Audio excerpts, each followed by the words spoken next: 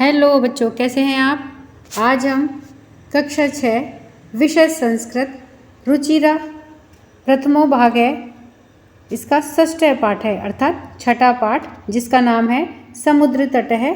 तो इसके पाठ के हम सभी अभ्यास कार्य को देखने वाले हैं।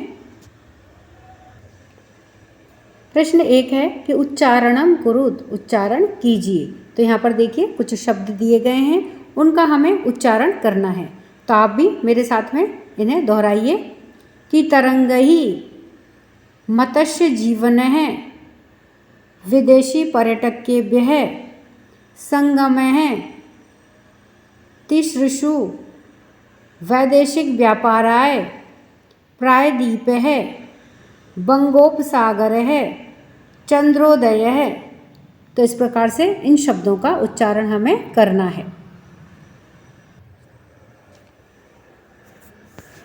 प्रश्न 2 है अधोलिखितानां प्रश्नानां उत्तरम लिखत, निम्नलिखित प्रश्नों के उत्तर लिखिए।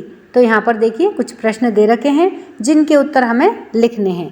तो आइए इन्हें उत्तर के साथ में देखते हैं। तो सबसे पहला प्रश्न है कि जनाः काभिः जल विहारम कुर्वन्ति, लोग किसके द्वारा जल विहारम यानी कि जल में विहार कुर्वन्ति करते हैं। तो उत्तर है जनाः नौकाभिः जल विहारम कुर्वन्ति, लोग बाग नौकाभिः अर्थात नौका के द्वारा जल विहार कुर्वन्ति करते हैं। दूसरा है भारतस्य दीर्घतमः समुद्र तटः कः, भारत का सबसे बड़ा समुद्र तट कौन सा है। तो उत्तर है कि भारतस्य दीर्घतमः समुद्र तट है मेरीना तट है। तो भारत का जो सबसे बड़ा समुद्र तट है वह मेरीना तट है, मेरीना तट है। फिर है जनाः कुत्र स्वैरम विहरन्ति, लोग कहाँ स्वैरम यानी अपनी इच्छा से बेरोकटोक विहरन्ति घूमते हैं। तो उत्तर है जनाः जुहू तटे स्वैरम विहरन्ति, लोग जुहू तट पर अपनी इच्छा के अनुसार विहरन्ति घूमते हैं, भ्रमण करते हैं। आगे है बालकः बालुकाभिः किम रचयन्ति, बालक बालुकाभिः अर्थात मिट्टी के द्वारा किम रचयन्ति किस चीज़ का निर्माण करते हैं। उत्तर है बालकः बालुकाभिः बालुकागृह रचयन्ति, बालक बालुकाभिः अर्थात मिट्टी से बालुकागृह यानी कि मिट्टी के घर रचयन्ति बनाते हैं। फिर है कोची तटः केभ्यः ज्ञायते, कोची का तट किस लिए जाना जाता है। उत्तर है कोची तट है नारिकेल फलेभ्यः ज्ञायते, कोची तट नारिकेल यानी कि नारियल के फलों के लिए जाना जाता है। प्रश्न 3 है कि मंजूषातः पदानि चित्वा रिक्त स्थानानि पूरयत, मंजूषा से पदों को चुन करके रिक्त स्थानों की पूर्ति कीजिए। तो यहाँ पर देखिए यह मंजूषा दी गई है जिसमें यह शब्द दिए गए हैं। इन शब्दों को हमें इन रिक्त स्थानों के अंदर भरना है और इस प्रकार से इन वाक्य को पूरा करना है। तो उचित शब्दों को इन रिक्त स्थानों के अंदर भरना है। तो आइए इन्हें उत्तर के साथ में देखते हैं।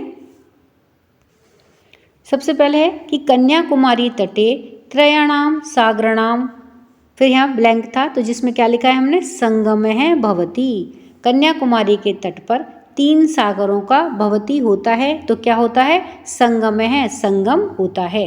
तो हमने मंजूषा में से क्या भरा संगमः, संगम को हमने यहाँ भरा।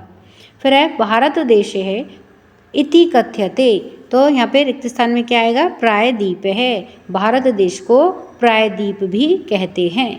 फिर है जनाः समुद्र तटम आगच्छति, लोग बाग समुद्र तट पर आते हैं। क्यों आते हैं पर्यटनाय, पर्यटन के लिए। तो ये हमने इस मंजूषा में से छांट करके भरा है। फिर है बालेभ्यः क्रीडाः रोचते, तो यहाँ पे क्या आएगा रिक्त स्थान में क्रीडाः यानी कि बच्चों को खेल रोचते पसंद है। फिर है भारतस्य पूर्व दिशायां बंगोपसागरः अस्ति, तो रिक्त स्थान में क्या आएगा बंगोपसागर, भारत के पूर्व दिशा में बंगोपसागर यानी बंगाल की खाड़ी है। तो इस प्रकार से ये रिक्त स्थान पूरे होते हैं। प्रश्न 4 यथा योग्यम योजयत, यथा योग का मेल कीजिए। इसमें हमें जो दोनों तरफ शब्द दे रखे हैं तो जो उसके योग है उस शब्द के साथ में उसको मेल करना है, उसको जोड़ना है।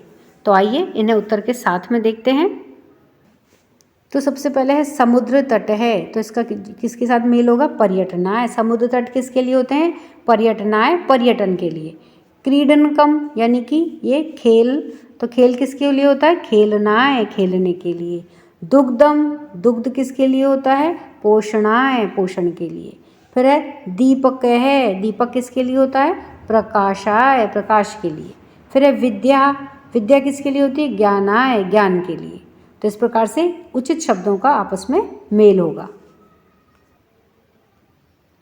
प्रश्न 5, तृतीय विभक्ति प्रयोगेण रिक्त स्थानानि पूरयत। तृतीय विभक्ति के प्रयोग के द्वारा रिक्त स्थानों की पूर्ति कीजिए।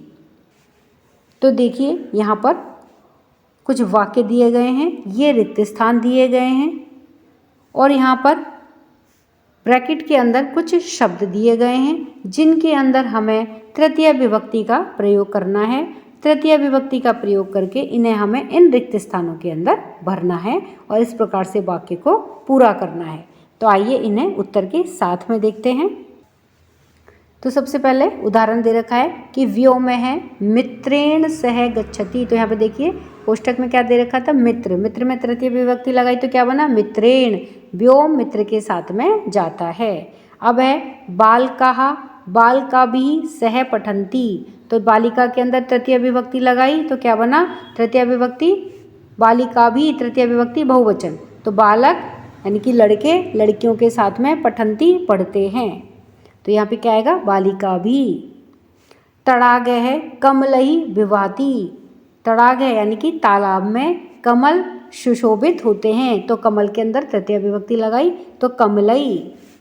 फिर है अहमपि कंदुकेन खेलामी। तो कंदुक के अंदर तृतीय विभक्ति लगाई तो क्या बना? कंदुकेन, गेंद के साथ में। मैं भी गेंद के साथ में खेलामी, खेलता हूँ। फिर है अश्वा अश्वई सह धावंती। तो अश्व के अंदर क्या लगाया हमने? अश्व के अंदर तृतीय विभक्ति, तो घोड़ा घोड़ों के साथ में दौड़ता है। फिर मृगः मृगई सह चरंती। तो मृग के अंदर हमने तृतीय विभक्ति लगाई तो हिरण हिरणों के साथ में चरंती चढ़ता है। प्रश्न 6, अधोलिखितम वृत्तचित्रम पश्यत। नीचे बने हुए या लिखे हुए इस वृत्तचित्र को देखिए कि उदाहरण के अनुसार कोष्ठगतई शब्दई उचित वाक्यानि रचयत। उदाहरण के अनुसार कोष्ठक में दिए गए शब्दों के द्वारा उचित वाक्यों की रचना कीजिए। तो देखिए यह वृत्तचित्र दिया गया है, इसमें बीच में हमें क्या दिख रहा है? रही में है।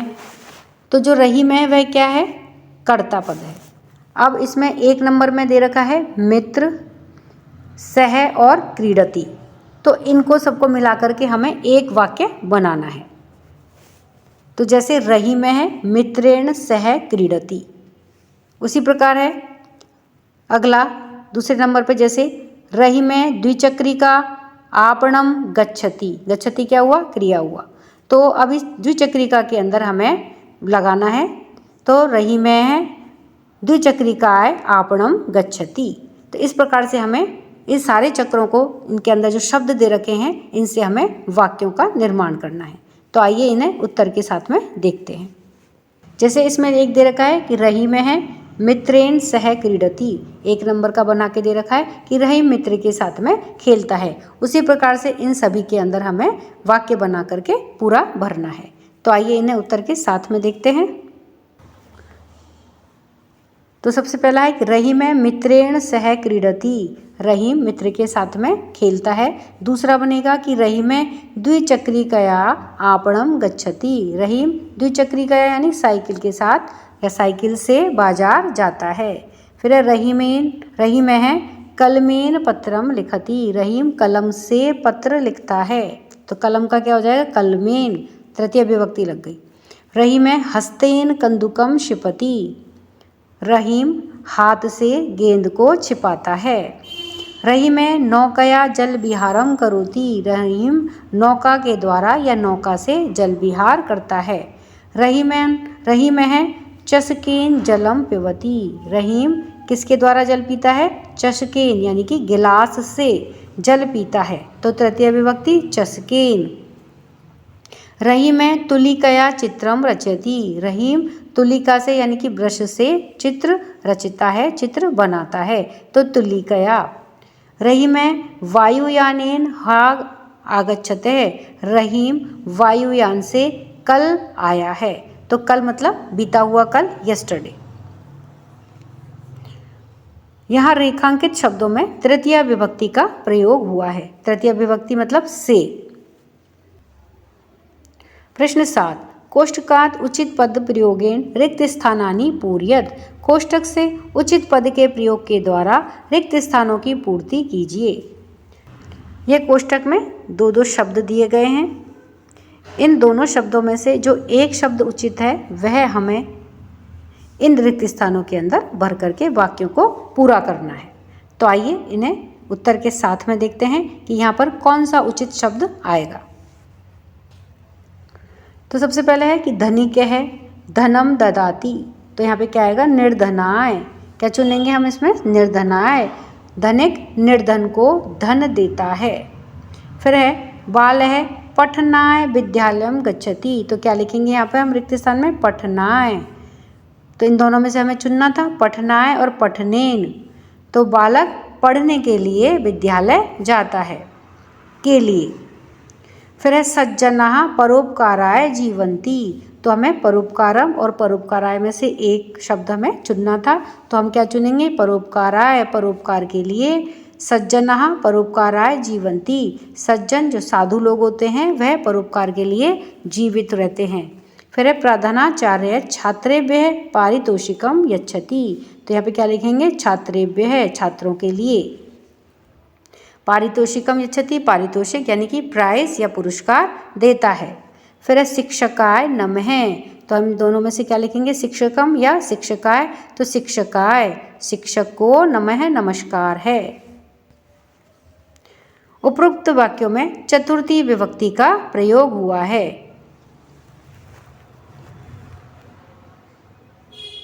तो चतुर्थी विभक्ति के लिए प्रयोग होती है, यानी कि जैसे निर्धनाय निर्धन के लिए, पठनाय पढ़ने के लिए, परोपकाराय परोपकार के लिए, छात्रेभ्य छात्रों के लिए, और शिक्षकाय शिक्षक के लिए या शिक्षक को। तो चतुर्थी विभक्ति का प्रयोग इसके लिए होता है। तो इन सभी जो रेखांकित शब्द हैं इनमें चतुर्थी विभक्ति का प्रयोग हुआ है। तो इस तरह से हमने इस पाठ के सभी अभ्यास कार्य को पूरा किया है। वीडियो पसंद आने पर वीडियो को लाइक करें, शेयर करें। चैनल पर नए हैं तो सब्सक्राइब करना ना भूलें। मिलते हैं नए वीडियो में। इसी के साथ धन्यवाद।